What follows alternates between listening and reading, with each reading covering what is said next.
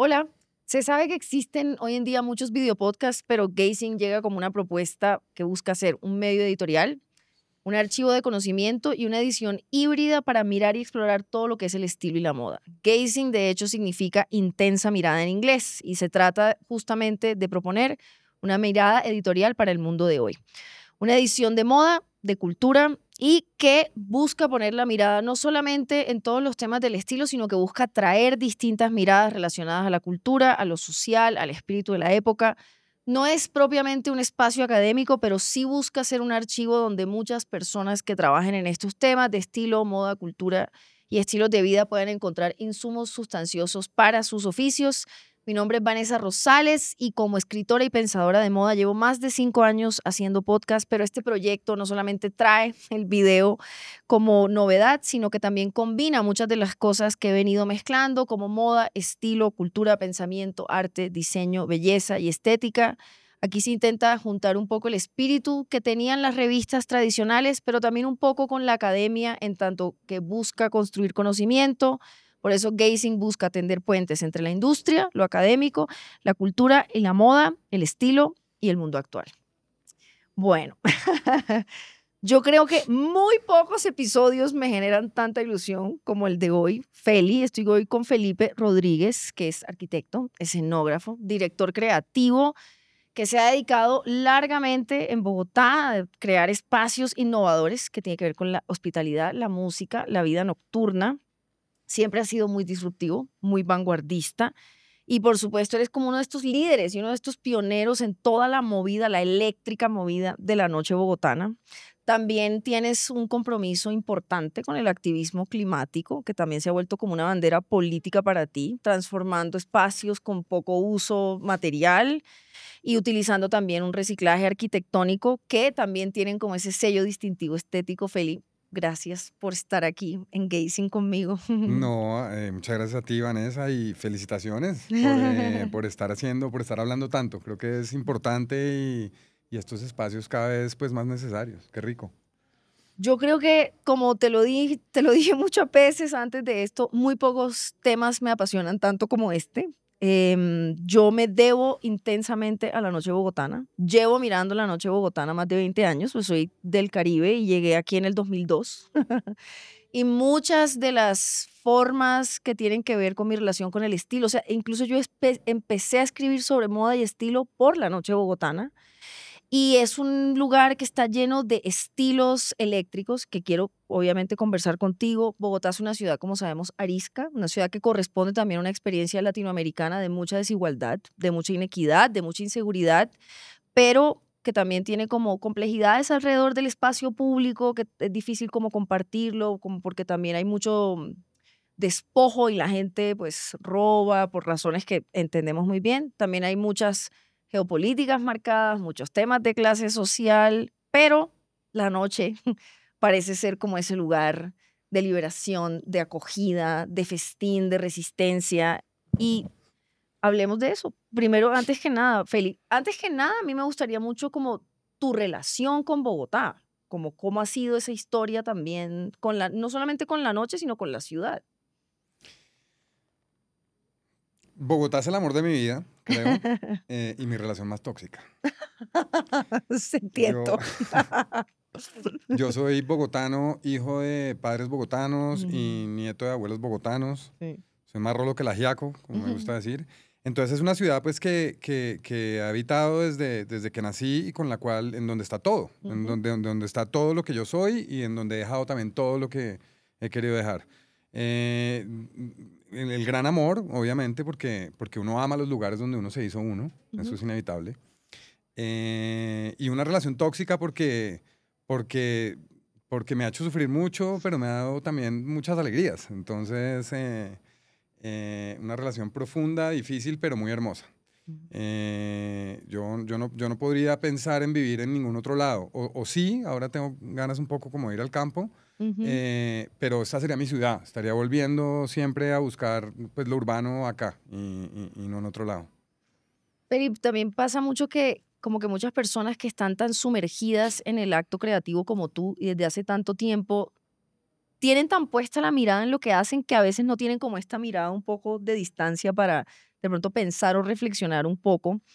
De pronto no verbalizan tan constantemente lo que están haciendo en el oficio creativo, pero yo quisiera también preguntarte por tu relación con el estilo, no solamente con el bogotano, sino en general. Eres un hombre muy estiloso, has hecho parte de como una camada muy vanguardista, pero yo tengo la teoría de que la gente cool no piensa tanto en que es cool y que tiene estilo, pero además yo siento que a ti te mueven mucho los estilos asiáticos, te mueve el anime, te mueven como distintas cosas. Pues el estilo es algo en que como lo dices bien, no pensamos mucho las mentes creativas, pero deberíamos, también por eso vine acá. Y la invitación a hablar de estilo, que es algo a lo cual yo de pronto le echo el quite muchas veces, Ujú. pues me parece interesante. Em, yo creo que hay tantos estilos como personas. De acuerdo. eh, y me mueve mucho encontrar las pequeñas sutilezas en las tendencias que cada persona le da a un estilo. Ahora que mencionas el tema de Asia, bueno, yo me voy enamorando de los lugares a los que voy. Ujú, He tenido la oportunidad de viajar porque ha sido necesario para mi trabajo. ujú. Y estuve en Japón 2 veces y me voló la cabeza realmente. Eh, y, y- y lo que te das cuenta ya en Japón sobre el estilo es que no hay tendencias, digamos, eh, eh, que estén como muy a la vista, Ujú, sino sutilmente cada personaje ha adoptado un poquito y ha torcido un poquito con sutileza una tendencia mainstream, digamos. Ahí yo encuentro fascinación. En esas ujú. pequeñas variaciones creo que es en donde están los grandes giros que da el estilo y la moda. Y Japón para eso pues fue digamos, una super lección. Tuve la oportunidad de estar allá en el 2018 y en el 2019, que era cuando Ujú. estaba construyendo eh, Caput. Caput. Y pues el lugar está empapado de eso y los lugares se van volviendo, de alguna manera los lugares que yo construyo se van volviendo pues como álbumes de mis memorias y de las colecciones de lo que he vivido. Entonces es algo muy personal por eso también. Y dices algo muy, muy bello sobre la mirada del estilo, y es que en el detalle también es donde se contiene eso como de no es lo que te pones, sino el cómo te lo pones. ¿Hay algún otro lugar, además de Japón, que tenga como esa impronta en tu memoria estilística? Eh, ¿Berlín, tal vez? ¿No? Berlín, sin duda, Berlín ha sido siempre un gran inspirador. Pero me parece que las sutilezas en Japón, sobre todo Ujú. porque en Berlín, digamos, es un escándalo y lo que ves allá, digamos, en términos de moda es escandaloso, pero esas sutilezas que hay en Japón me impresionaron mucho. Ahorita hace nada pude estar en Austin, que no conocía. Wow. Eh, Fui a un festival que se llama el South by Southwest, un Gran festival, epicentro sí, musical. gran epicentro musical y de industrias creativas. No conocía. Y me impresionó que en el centro de Texas haya una movida así. Vi mucho estilo en Wow. Austin. Ah, tremendo. Sí. Y diferentes y gente muy sollada y también esas pequeñas sutilezas por todo lado. Entonces Austin me sorprendió gratamente. Berlín y Tokio. Yo creo que Y, por ejemplo, en tu propia, en ese álbum, en esa bitácora, en ese archivo que también es la memoria y que va marcando nuestro estilo, ¿dónde está la música? También para ti, como que cuáles han sido esas grandes influencias donde converge la música y la estética.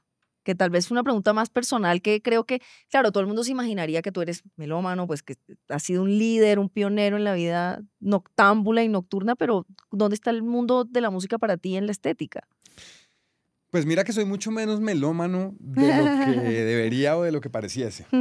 Obviamente siempre estuve conectado a la música, me tocó la adolescencia en un periodo fantástico, quizá el En los mejor, 90, sí. me tocaron los 80s y los 90s, Sí. en donde además uno realmente se suscribía a las bandas y iba y compraba el disco y esperaba que saliera, donde existía el disco, ¿no? No era el tema del Claro, single, sí, no. sino era el disco completo y lo ponías en un orden y demás. Y tuve una particular fascinación por las bandas alternativas de los 90s, en particular Ujú. como R.E.M. y digamos esa vuelta, eh, en donde se le daba un poco la espalda a todo el tema de la moda, porque veníamos, porque esa es la respuesta pues al glam rock, Claro. en Eso era donde el grunge, claro. claro, eso era el grunge y digamos ahí fue en donde conecté estéticamente con la música, si a eso es a lo que me preguntas. Un poco en el grunge, que era como Ujú. darle la espalda Al digamos, al glam. glam. Ujú. Y un poco ahí están mis orígenes y ahí me quedé, digamos, con esa fascinación estética por el grunge y por ese post-glam Como esa disidencia, esa desobediencia, esa ese nihilismo. desobediencia, un poco esa dejadez Sí, la también dejadez.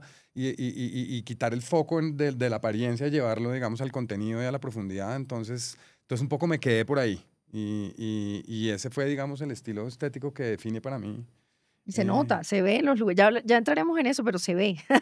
sí, Pero, por ejemplo, Feli, hay una cosa que a mí también me interesa mucho en este espacio que tiene que ver con la mirada, con cómo miramos y cómo ejercemos la mirada, no solamente como en lo que vemos, sino en la percepción, en cómo construimos simbólicamente.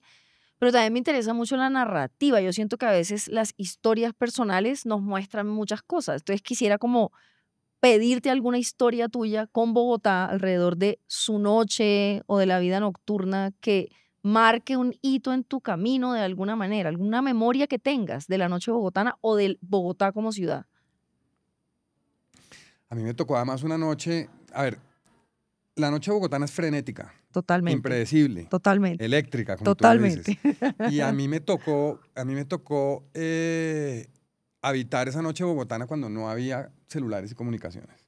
Entonces, entonces era una cosa, porque hoy en día, bueno, se entrega la noche se lo va llevando en su corriente con sus ríos, pero uno siempre tiene el safety Ay, o pedir un taxi o escribirle a mis amigos que me perdí. ujú, A mí me tocó una noche que no tenía eso. Entonces uno salía y se lo llevaba a esa corriente y terminabas con gente que no conocías, inevitablemente además. O sea, como que si te perdías de tus amigos ya te has perdido hasta el día siguiente claro. seguramente. Entonces yo entendí siempre la noche como completamente impredecible. Ok, Y eso me gustó mucho, ok. de saber que yo no tenía el control. Y una vez que salía y me entregaba, digamos, a la noche, a la música, de las sustancias, ya el control se perdía absolutamente. ¿Has visto ese meme que dice como no podían rastrearnos, no teníamos Tal cual. celulares, we were super gods, éramos Total, super dioses? totalmente, totalmente. Entonces yo todavía me quedo con eso Ok. de la noche bogotana y siento que aquí eso todavía se mantiene, esa impredecibilidad Mm. de la noche está intacta. Y estaba en algunas partes en particular, o sea, como geográficamente, porque la ciudad también ha tenido sus tránsitos. La llamada zona rosa fue una cosa en una época. ¿Dónde estaba esa noche? ¿Cuáles eran esos A mí me lugares? tocó un quiebre muy importante que fue la llegada de la música electrónica Claro, a Bogotá. claro, Porque además la música electrónica a Bogotá entró por la Facultad de Arquitectura de los Andes, claro, cuando yo era estudiante allá. claro. Empezaron a hacerse unas fiestas en la Candelaria, Sí, eh, en casas, digamos, que estaban abandonadas en la Candelaria y se empezaron a hacer unas fiestas ahí. Entonces, la Candelaria para mí fue geográficamente un punto súper importante claro. porque por ahí entró la escena electrónica, que Ujú. digamos, la música electrónica, después de mi época grunge, la música electrónica fue la que cautivó, digamos, mi Tu atención y mi corazón, corazón. claro. Entonces, geográficamente recuerdo muy bien ese quiebre entre que oíamos aquí en la zona rosa, en Music Factory y en estos lugares, oíamos pues el rock y el grunge y eso, y el momento en que llega la música electrónica y nos vamos al centro, a la Candelaria, ¿no? Que estaba cerca de la universidad, a esos raves, a empezar a disfrutar la música electrónica y a recibir, digamos, pues toda esa descarga de música nueva que Bogotá y los estudiantes pues Estaban recibiendo. recibieron muy bien. Pero además eso supone como traspasar los límites acostumbrados, ¿cierto? Porque hay que decir que Bogotá también tiene unas geopolíticas de clase social muy fuertes, pero en el momento en el que se va de fiesta en el centro todo puede pasar y que hay un hervidero como de muchos tipos de personas, ¿no? Eso también fue importante, me Súper imagino. importante, súper importante. Y el contraste tan evidente que hay a mí, digamos, los contrastes y las colisiones me encantan. A mí Yo también, encuentro ahí, digamos, pues, mucha riqueza. también yo. Y, y,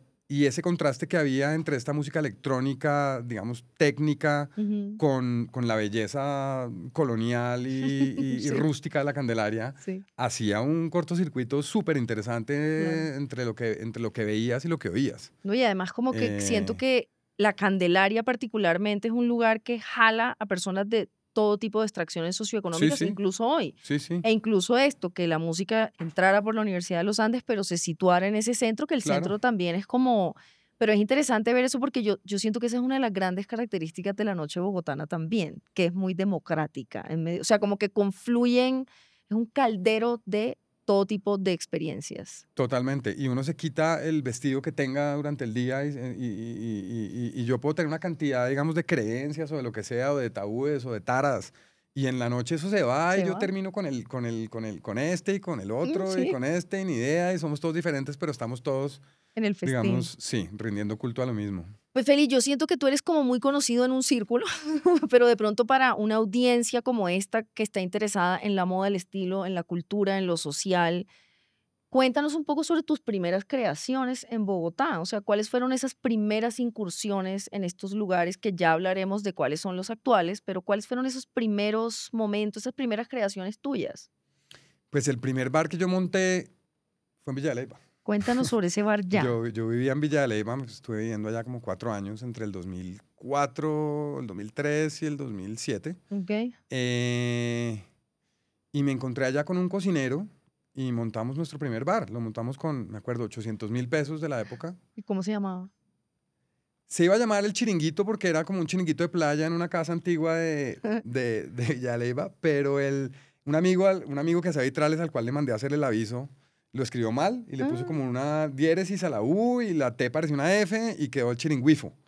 Y, y así le decíamos porque pues así decía el aviso, entonces el Qué chiringuifo. risa.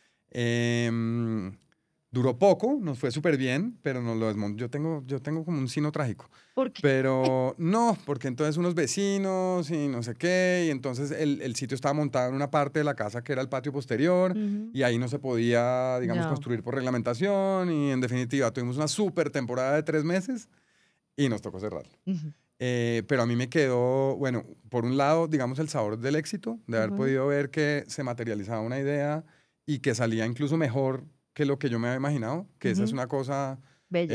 bella. Ujú. Y entonces esa espina. Un par de años después, cuando ya decidí que era hora de volver a Bogotá, me junté con unos amigos y les Ujú. propuse la idea de montar un bar acá. Les dije que me había ido bien allá, que yo creía que lo podíamos hacer. Yo me acuerdo, mi socio en ese momento me dijo, pero es que Bogotá es una plaza muy dura, muy difícil para nosotros. ¿No? Y a mí eso también me quedó como sonando, como cómo va a ¿Cómo ser sí dura será? y por qué será. Me quedó la espina y bueno, conseguimos los recursos y montamos un bar que se llamó La Latina. Lo amaba con todo mi ser. Sí, fantástico. Lo amaba con todo mi ser. Que tenía como propuesta un poco, eso fue en el 2006 tal vez, Ujú. 2005, 2006, tenía como propuesta desbaratar la discoteca como se venía haciendo, que era con luces y con dance Sí. floor, e irnos como a habitar una Una casa que casa. pareciera una casa, Sí, así era. y así era. Y un poco allá pues no había ni luces, ni sonidos, ni equipos de sonido muy sofisticados, sino, digamos, el brief era un poco como una fiesta en la casa del tío bacano en Girardot, que Literal. nos la prestó y vamos a hacer una recocha allá. Y salió bien, también duró poco, pero me demostró que Bogotá no nos quedaba grande y No. que antes había mucho espacio para propuestas nuevas y que el público bogotano estaba listo a... Y además yo siento porque yo, pues esto corresponde a mi generación, porque también esto es bello de contarle a la gente más joven que está acostumbrada a una noche que hubo ciertos lugares que fueron emblemáticos para otras generaciones. Y yo recuerdo de la Latina que allí empieza también a nacer el lenguaje visual tuyo, el de ustedes. O sea, como que si yo tuviese que hacer una descripción como escritora, claro, lo recuerdo un poco, tiene un poco del bandido, que es como esta cosa como desvencijada, como una mezcla entre lo industrial, pero también como una cosa de antigüedades. Y allí nace un poco esa estética suya, ¿no? Y después, ¿qué viene después de la latina? Después de la Latina montamos un lugar que se llamó La Puerta Grande, Ujú, en la lo recuerdo 93, perfectamente sí. también. Después el COC, que Soy ya fan. está, sí, el COC que ya Es una es una institución institución. que Es además un es bar muy pequeño, además, porque no es un bar pero pequeño, pero pero ha sido muy bello ver cómo lo trasplantaron a otra parte y quedó igual, pero mejor. sí, eso fue un ejercicio increíble. ¿Y cómo ha sido, por ejemplo, Feli, ese proceso? Esta pregunta es nerda, como una vez más, como que la gente cool no reflexiona tanto sobre sobre como sus expresiones estéticas, los nerdos sí, pero ¿cómo ha sido esa construcción de la estética? Porque sí hay un lenguaje, sí lo hay, como que en todos los lugares donde está el sello tuyo, ¿cómo ha sido esa construcción? Tiene que ver un poco con el activismo climático y ahorita Ujú. te expandiré en ese tema. Sí. Y en la reutilización de materiales y en, Ujú. y en, y Objetos en también. objetos, Ujú. materiales, edificaciones. O Ujú. sea, nunca vas a Sí, ver un lugar hecho por nosotros que coja un lote y haga una vaina nueva, eso es hermoso también. porque yo no, la verdad, no creo en esa arquitectura y menos ahora Mm, al borde del colapso de las cosas. mm. Entonces tiene que ver mucho con eso. Em, y yo recuerdo, yo tuve una época en mi vida que yo me voy desviando de temas, ¿no? Un Yo, poco. todos, pero eso me encanta, por Yo tuve favor, una época desvíate. que trabajé para corporaciones de la hospitalidad. Trabajé para Juan Valdés, para El Éxito, Okay. y ellos me buscaban porque querían aplicar ese coolness, que es que a mí y a mí me gusta mucho ese concepto, A mí también. ese tema del coolness factor. Y cuando me empezaron a buscar por eso, pues hombre, yo tuve que buscar definirlo de alguna manera, entender Claro, qué era ese claro. coolness factor. Yo por aquí lo tengo escrito Ay, por porque favor, además lo compártelo. escribí y lo tengo siempre ahí. Por favor, compártelo, porque yo Eh, quiero las palabras de ese coolness factor que se siente, pero no siempre es fácil de yo lo verbalizar. definí así, sobre el coolness factor, definición. Persona, lugar, objeto, concepto o situación Sí. que se presenta positivamente, inquietante y seductora, Ujú. al parecer por sus formas y maneras, pero en realidad por su contenido profundo, revelador y transformador, que el espectador no necesariamente comprende en su totalidad, pero ante el cual se rinde, embeleza y se engancha. La mejor definición de coolness que he escuchado. Parece que son las formas, Pero pero no no, son las porque las formas. formas De sin un acuerdo, contenido profundo, de pues acuerdo. no, te embeleza un ratico y ya está. Sí. Y lo mismo, un contenido profundo que no tenga unas formas seductoras, Ujú. pues es aburrido. Total. Entonces entendí que si uno logra producir unas formas o sabores o maneras seductoras, pero que detrás tengan un discurso que es profundo, que es Ujú. revelador, que es transformador, que es pertinente para los tiempos y para el Ujú. espíritu del tiempo, el zeitgeist, vas a tener un producto cool.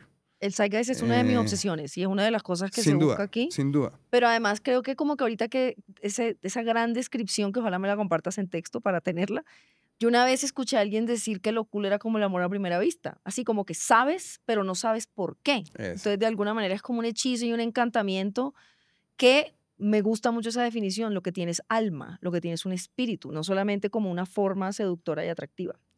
Así es. Y crees que lo que te está enganchando es la forma, que eso Y es lo no, chévere. Y sí, no, te está enganchando otra cosa que no logras entender en su claro, totalidad. que es misteriosa, que es como Ajá. inefable, como que no se puede nombrar. Entonces, creo que eso se da en el trabajo que hacemos porque las formas resultan divertidas, obviamente, y cuando reciclas y mezclas objetos viejos que además Ujú. son bellos, pues el resultado estéticamente es fantástico, pero lo que engancha es que detrás de eso hay un trabajo de activismo y hay sobre todo una exploración y una experimentación de materiales Que es que, estética y ética que es también. estética y ética Ujú. y es experimentación en cuanto a técnicas constructivas que si Sí. alguien empieza a copiar, pues vamos bien. O Y sea, ahí está tu parte arquitectónica y escenográfica, sí, ¿cierto? sí. Pero hablemos un poco sobre eso, porque claro, ¿cuáles serían como esas formas que uno puede observar en los lugares que donde tú pones tu sello, como eso, como lo desvencijado, como lo ecléctico, lo que mezcla, lo que repurpose, lo que resignifica, pero hablemos de los fondos, porque una gran parte de lo que yo siento que define tu mirada es el ambientalismo político y todo. Este es un tema importante para ti, políticamente. Es súper importante y es la puerta de entrada que yo encontré al mundo político. Yo Ujú, siempre fui muy apolítico, obviamente. ujú. Eh, Me repugnaba la política de alguna manera. El poder es asqueroso, pero Sí. entiendo.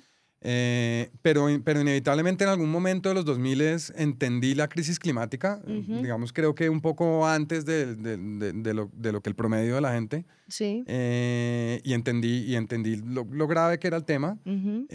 y empecé a tratar de encontrar maneras de poder ejercer éticamente una profesión como la construcción pues, que es demoledora Totalmente, con el medio ambiente. O sea, cuando uno totalmente. construye de manera tradicional, todo lo que usas en una obra viene o de un bosque, o de una Ujú. mina, o Así es. de un derivado del petróleo. Ujú. Entonces, pues realmente la única manera ética que encontré de construir es con desechos o con materiales de segunda.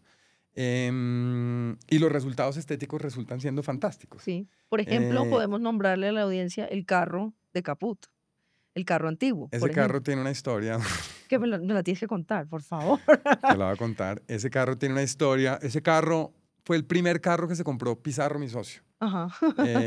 Él nunca fue, él no sabía manejar a los 30 y pico, no había sido un tipo de carro como Sí, todos los rolos que siempre habíamos tenido carro desde los sí, 16, habíamos tratado de conseguirnos el carrito como fuera, sí. él no.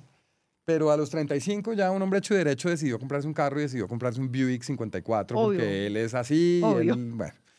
Y, Un gesto estético tenía que hacer. y se fue a comprárselo a Medellín porque el carro está en Medellín. Lo encontró por internet y se fue a comprar el carro a Medellín, se fue con dos amigos, se fue a traerlo. Y la noche que lo compró, se le incendió. Pero una incendiada pérdida total que o todavía hoy en Medellín, en donde se incendió el carro, las copas de los árboles a 9 metros están todavía quemadas porque esto fue una llamarada que consumió ese carro y lo dejó en pérdida total el día que lo compró. Como la escena esa de Casino de Robert De Niro, que se Sí, incendia el carro. así fue, el día que lo compró. Él pues obviamente destrozado, Obviamente. volvió con su carro completamente Quemado. quemado, que ya no servía para nada, pues lo trajo y lo tuvimos guardado unos años. Y cuando montamos el gueto supimos que era el momento de traerlo, le arreglamos el interior. Por eso en el techo dice Back from Hell. Ah, por eso decía así. Claro, porque ese carro se incendió completamente el día que No, Pizarro lo compró. y cualquier persona que estuvo en Caput y estuvo en el gueto miraba a mucha gente haciendo de todo en ese Obvio, carro. obvio, obvio. Entonces, digamos, ese carro esa es una prueba de que cuando uno trae un objeto que está cargado de historia y de cosas, va a lucir bien. Ujú, Yo, yo soy muy mal diseñador, digamos, en los términos convencionales, porque convencionales. yo no, o sea, el diseñador está entrenado para que defina todo con anterioridad. Ok. A ti Eh, te gusta lo a impredecible. mí me gusta lo impredecible, a mí me gusta más ir tejiendo las cosas y Ok. eso me ha causado muchos problemas, me causó muchísimos problemas, pues obviamente en el colegio y en la universidad con respecto a la manera en que yo trabajo y funciono. Ujú, Siempre estuve asociado y lo que vi siempre es que yo era mediocre. ujú. Ese era como lo que veía una y otra vez, que mi trabajo era mediocre porque a mí me costaba mucho cristalizar completamente una idea. Ok. Y hoy en día es así. Yo Ujú. arranco las obras sin saber muy bien para dónde van a ir.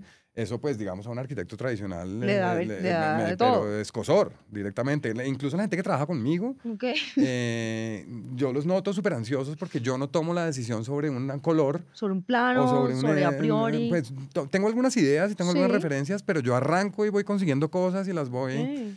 Entonces, digamos, eso creo que da un súper buen resultado. Ujú, Es una técnica poco usada, pero que da muy buen resultado, sí. que es lanzarse e ir armando la cosa Pero me cada imagino, día. pues tú me dirás si no, pero me imagino que los espacios también te hablan, como que tú construyes in situ un poco. Claro, y además los espacios los empiezas a desnudar y empiezan a Claro, aparecer cosas que claro, no podías saber que estaban ahí antes de empezar a desnudar el espacio, de claro. romper, de buscar qué hay detrás de esta pared.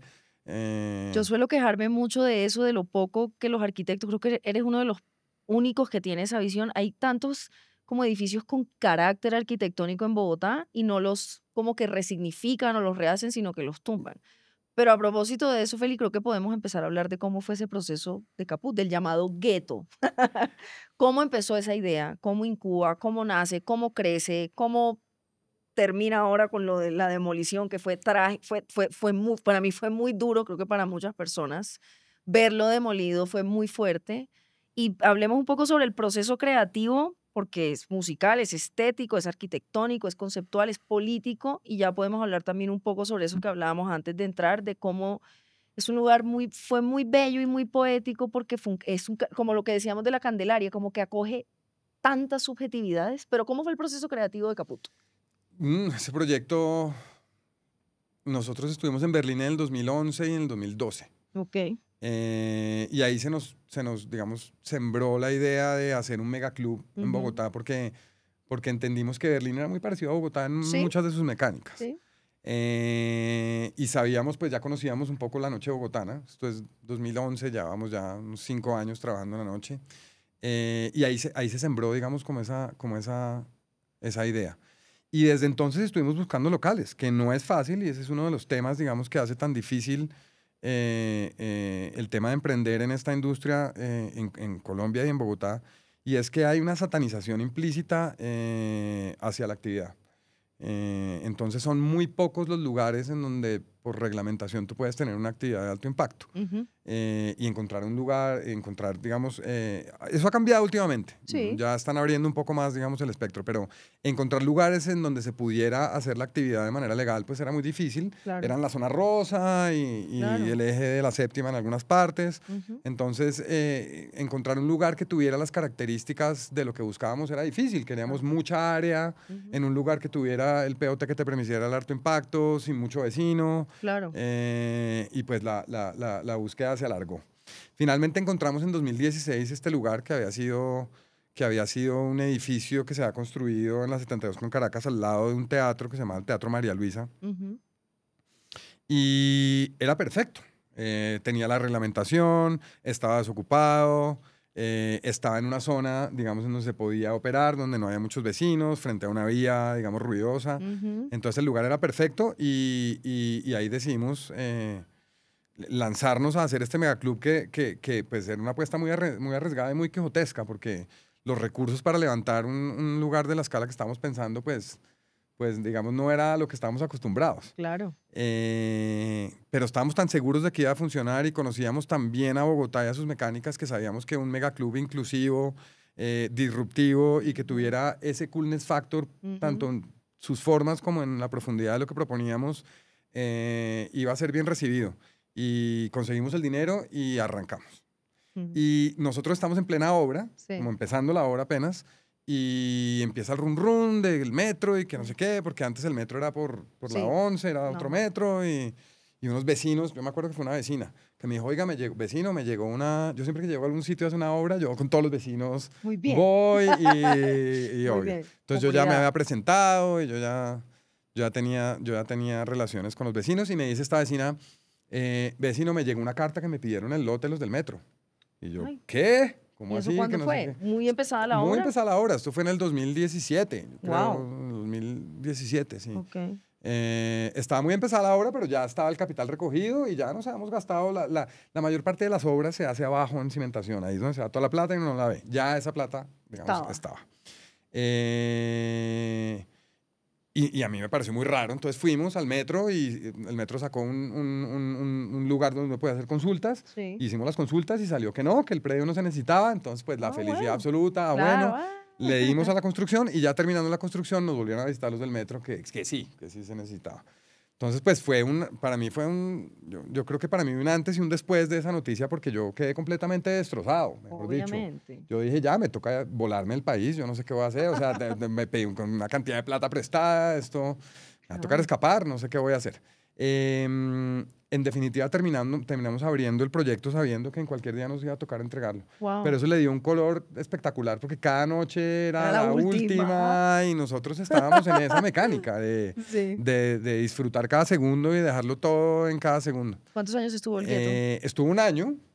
Un primer año, o sea, abrimos en el 2019 y cayó la pandemia. Cayó la pandemia. Entonces, además, en el primer año logramos recuperar la inversión, que era una cosa, pues, impensable. Obvio. Y ya recuperamos la inversión, devolvimos la inversión a los inversionistas y cae la pandemia. Entonces, ahí se pregunta uno, bueno, pero esto... Pero una de las cosas horribles de la pandemia era el miedo de que si la fiesta iba a volver o no. Yo sentí mucha nostalgia de la fiesta en esa época. Yo quedé muy marcado porque yo me había dedicado toda la vida a volverme bueno en hacer unos lugares para que la gente se encontrara y se embadurnaran unos de otros. Sí. Y aparece la pandemia y yo realmente en los 2 primeros meses dije, esto se acabó. Se acabó o el sea, mundo. Nunca más vamos a volver a fiestear.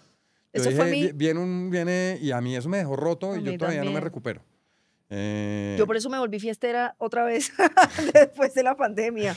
Yo todavía no me recupero y una parte de mí se quedó ahí como en ralentí. Pero sí, logramos sobrevivir la pandemia y operar otro año después. Y bueno, ahí ya pasó, ya llegó el metro, pero alcanzamos a hacernos inolvidables. Podemos contarle un poco a la audiencia que no conoce, porque no todo el mundo lo conoce, yo sé que mucha gente sí, pero claro, un megaclub quedaba en la 72 con Caracas. ¿Tenía cuántos salones de baile o ambientes o atmósferas? arrancamos con 5 y terminamos con 7, 8. La idea ahí, digamos, el concepto era armar una colección de minorías. O sea, sabíamos que Bogotá tiene minorías musicales. Hermoso ese nombre, Sí. colección de minorías. Una colección de minorías y nos llevamos una gran sorpresa porque logramos hacer coexistir tribus urbanas que naturalmente son opuestas unas a otras y Así logramos es. además que coexistieran en paz. Así es. En la fiesta, que es la comunión, sí. la verdadera Allá, comunión. digamos, nunca había peleas. No. Es una vaina rarísima. Porque había Nunca. 2000 personas, digamos, alcoholizadas, mejor dicho, eso era un caldo con La fiesta, sustancias, la sí. fiesta.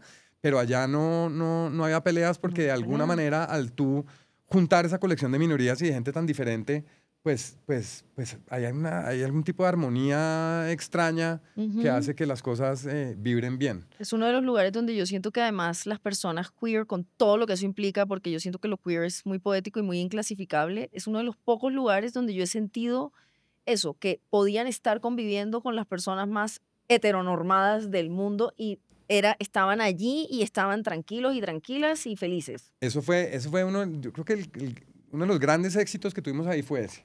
Y ahora que hablas del mundo de lo queer y tal, porque pues digamos Caput se erigió como un estandarte obviamente de la comunidad. Y ninguno de nosotros somos todos heteronormales, ¿Sí? somos de hecho demasiado normales, ¿Sí? el grupo gestor. Entonces, de alguna manera, para mí eso fue una gran conquista, lograr que el bar gay de Bogotá no esté administrado por gente de la comunidad. Que además la gente de la comunidad es la que siempre ha manejado las grandes discotecas acá y en todas partes del mundo. Obvio. Porque están a la vanguardia musical y demás. Entonces, pues que el lugar se haya vuelto así a mí me dio también muchas pistas sobre muchas cosas. La gente de la comunidad LGTBI no quiere tampoco ir a sitios donde solamente hay gente de esa comunidad porque eso es exclusivo, Claro. no es inclusivo. Entonces, creo que quitar todos esos labels y quitar todos esos rótulos y mezclar a todo el mundo en un solo barco funciona y funciona bien. Y eso fue una gran victoria. ¿Y cuáles eran las minorías de esa colección? Cuéntanos un poco, o sea, hablemos un poco sobre esos lugares de Caput para que la gente también como que los recuerde con cariño y porque viene otra cosa nueva. Digamos, los más representativos allá eran Pantera, se llamaba uno, que era como nuestro espacio, lo denominamos Alterlatino. Alterlatino, sí. En donde tratamos de hacerle el quite al reggaetón, pero no a lo latino, Exacto. digamos, y ahí había pues dembow y bueno, calipso, salsa, un espacio fascinante a donde, digamos, la mayoría de la gente que iba era gente más tradicional. Sí. Allá eran donde estaban los Literal. de camisa. Tal cual. Teníamos un ambiente que se llamaba Sector 9, que Amado, apelaba a la nostalgia. Sí. Y a esos años en donde nos hicimos adultos, en donde sonaba pues música de los 80s, 70s, 80s y 90s básicamente. New Wave, post-punk. New Wave, post-punk, todo eso. Teníamos un ambiente que se llamaba Meridian, que era pequeñito y en donde sonaba música disco, Era principalmente. sí. Que el disco obviamente tiene un lugar en la fiesta, Absoluto. mejor dicho, por allá arriba. Totalmente. Eso es lo más alto. Sí, totalmente. Entonces estaba ese lugar. Caput. Y Caput, que dio nombre al lugar y que era, pues, digamos, el ambiente electrónico. No tecno, porque no era tecno propiamente, más bien era como indie dance y dark disco y bueno, y tuvo, digamos, su propio estilo de música electrónica. Y luego hubo otros 2 lugares ahí que montamos, pero básicamente eso era. Entonces uno recorría el lugar y se iba empapando de una cantidad de cosas y de gentes, porque eso era lo chévere. Uno veía la segmentación y la segregación, digamos, musical y estética, pero te dabas una vuelta y te empapabas de todo.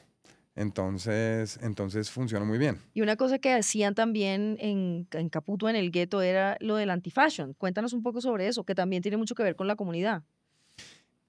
Eso es un amigo que se llama Andrés Bernardet. Él muy temprano en el proyecto apareció y nos dijo, venga, tengo este proyecto y quiero hacerlo acá. Y yo siempre he dicho que cuando uno colisiona cosas, 2 buenas cosas, así sean diferentes, sale una mejor. Sí. Y salió muy bien. El antifashion lucía muchísimo en el lugar y se empezó a volver un sello importante de disrupción y bueno, una cantidad de cosas pasaron ahí. Esas noches de antifashion eran realmente salvajes. Sí.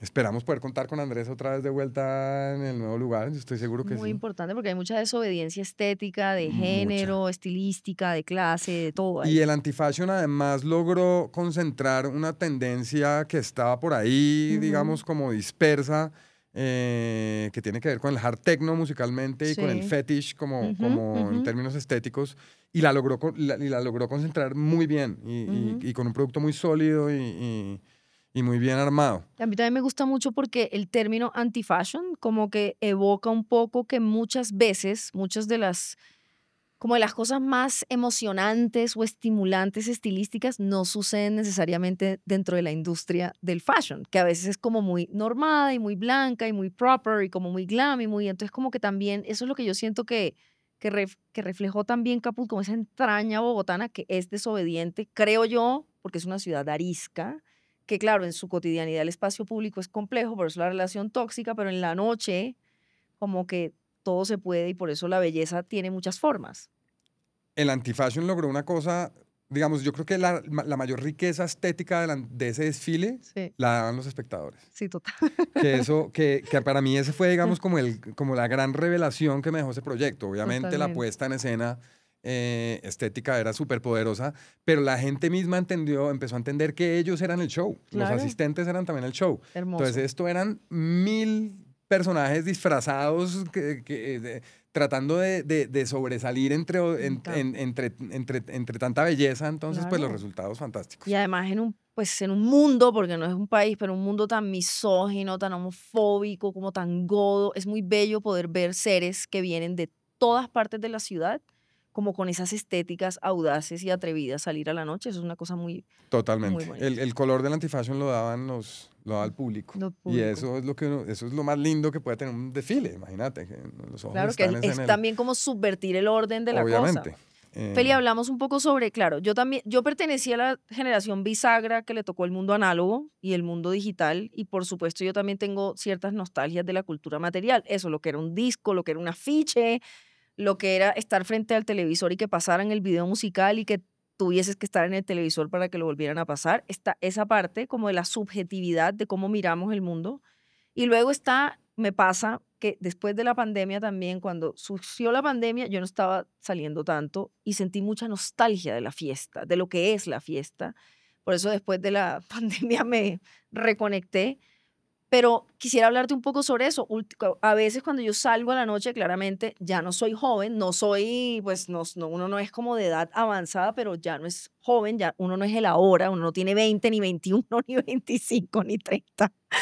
Pero quería preguntarte un poco por los cambios que tú has notado de ese sujeto joven que tú fuiste en Bogotá en los 90, por ejemplo, yo fui más en los 2000, y cómo ha cambiado la noche y el estilo en Bogotá para ti.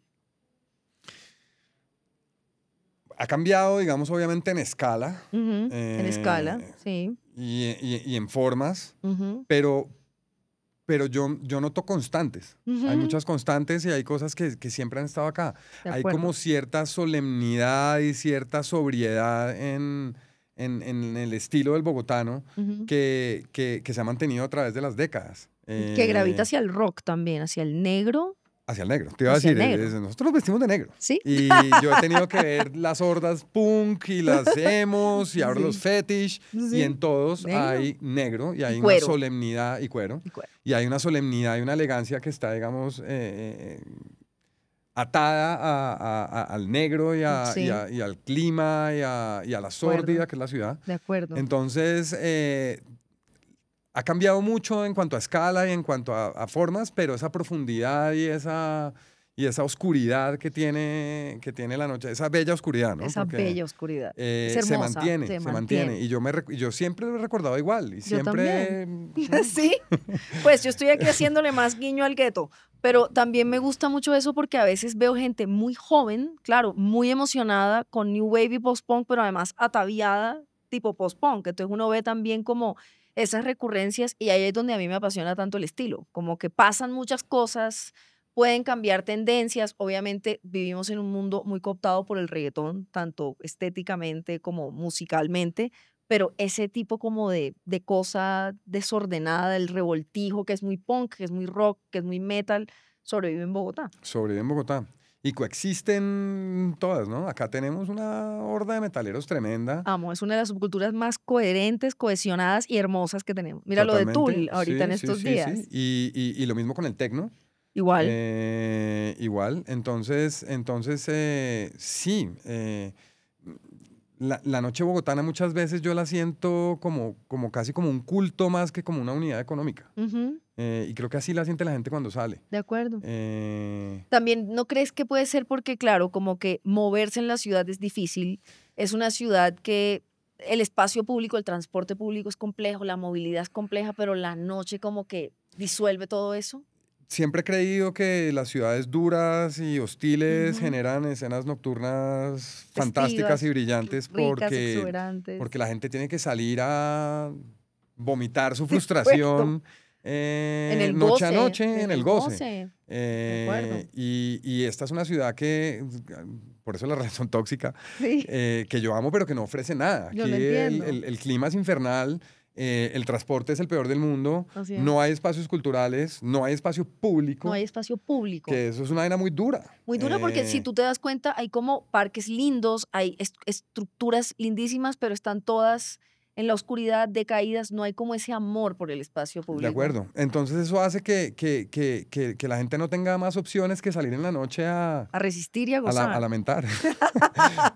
Pero en esos lamentos, digamos, colectivos es en donde Sí, aparece, obviamente, este tipo de lo cosas. magnífica que es la noche bogotana y lo salvaje que es. Y ahora todo este salvajismo, toda esta comunión, todo este festín gozoso y resistente se va a encontrar otra vez en Kinder.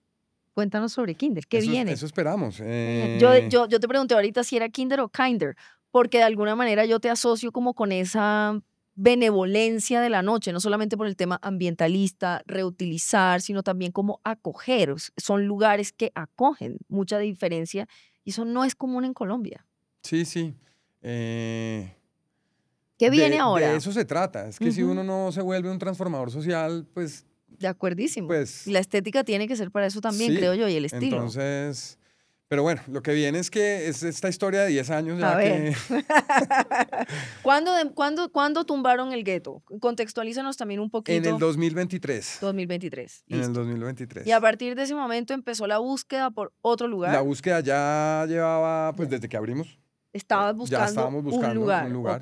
La gran decisión que tuvimos que tomar fue, vamos a dar un paso al lado o un paso adelante. O sea, vamos a hacer algo parecido a lo que tenemos O, o el siguiente nivel. O sea, ujú, a evolucionar o vamos a perpetuar esto. perpetuar, Eh, evolucionar, escogieron.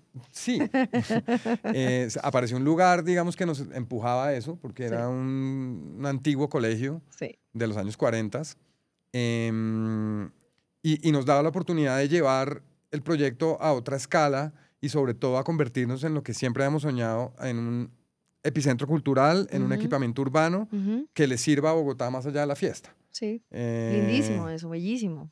que queremos que se necesita Se y que no hay necesita, esos espacios. de acuerdo. Entonces, encontramos el lugar que obviamente se salía totalmente de las posibilidades que teníamos en cuanto a Todo. presupuesto, cronograma, en cuanto a todo, pero pues cuando uno se encuentra con algo así, hay que jugársela, nos mandamos. Y llevamos un año y medio haciendo las adecuaciones locativas para poder operar. Obviamente, el esqueleto del colegio lo vamos a mantener igual, pero hay que hacer todas las instalaciones técnicas, de sonido, hidráulicas, eléctricas. Ha sido súper complejo.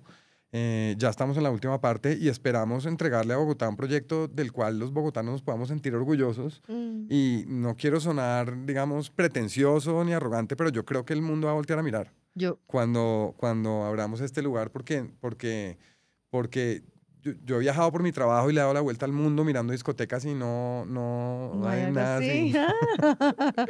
No, qué emoción. Yo creo que eso va a ser muy emocionante. Yo creo que hay mucha gente muy emocionada y muy expectante con esto. Sí, sí, nosotros también. Además Obviamente. esperando ver en qué lo convierte la gente, ¿no? porque yo siempre he dicho que uno hace el receptáculo, pero el contenido es lo que importa, el contenido es el público y es la manera en que el público empieza a usar el lugar que uno... Y esa es la historia del gueto, creo Sí, yo. Como un claro. poco tu propia historia con los espacios y su poética que te van hablando, yo creo que hay una Totalmente, relación uno lo así. suelta y eso es un organismo vivo que empieza a ser usado por la gente de maneras que uno ni se imaginaba. Y ahí es en donde uno Sí. empieza a apretar las tuercas para potenciar eso que la gente le está mostrando a uno. Qué emoción. Yo creo que también, Feli, como para ir cerrando esta hermosa conversación sobre la eléctrica noche bogotana de mi corazón, em, ya lo hemos hablado un poquito, pero yo creo que es lindo también oír a alguien como tú que tiene que ver con la arquitectura. La arquitectura es un elemento que incuba muchas relaciones de clase social, o sea, que tiene mucho que ver con la transformación social. Y es muy bello también oír como tu relación con lo político. ¿Por qué? Porque además lo político, como sabemos, no es la política electoral. O sea, la política sucede en la textura de la vida, suceden muchas cosas. Y yo quiero hablar un poquito más sobre esa visión política tuya, que yo creo que yo la veo porque te sigo y como que estoy expuesta a lo que tú compartes, lo que te inquieta, lo que miras mucho, lo que te indigna, lo que te molesta, lo que te duele también del mundo. Pero ¿cómo crees que cómo relacionas tú constantemente lo social y lo político con el estilo que creas en tus sitios? Eh, Porque eso también es seguro ha evolucionado. sí, sí, sí, sí. Como te decía, yo entré al pensamiento político a través de la crisis climática que la entendí. Sí. Leí la ciencia, Ujú. porque digamos soy curioso con esos temas y entendí muy rápidamente, porque esa ciencia lleva 70 años. Es Así que, es. es que creemos que esto es nuevo, pero, No, pero, pero los papers están hace 70 años. En el así es. 2000 ya había una literatura gigante sobre esto. Claro. Entonces yo entro por ahí y entrando en el activismo climático, me empiezo a dar cuenta que es imposible la lucha climática sin justicia social. Así es. Entonces, De yo le acuerdísimo. había tratado de hacer el quite, digamos, y tratar de mantener mi activismo, digamos, enmarcado en lo Ujú, meramente ambiental, pero me ujú. di cuenta, y eso se da cuenta todo activista climático, que sin justicia social es imposible. Así Entonces se es. abre el espectro y empiezas a encontrar que todo lo que haces es un acto político. Así es. Y me empieza a interesar muchísimo también ese tema de justicia social, incluso en la noche. Ay, Una de las cosas que tratamos de romper en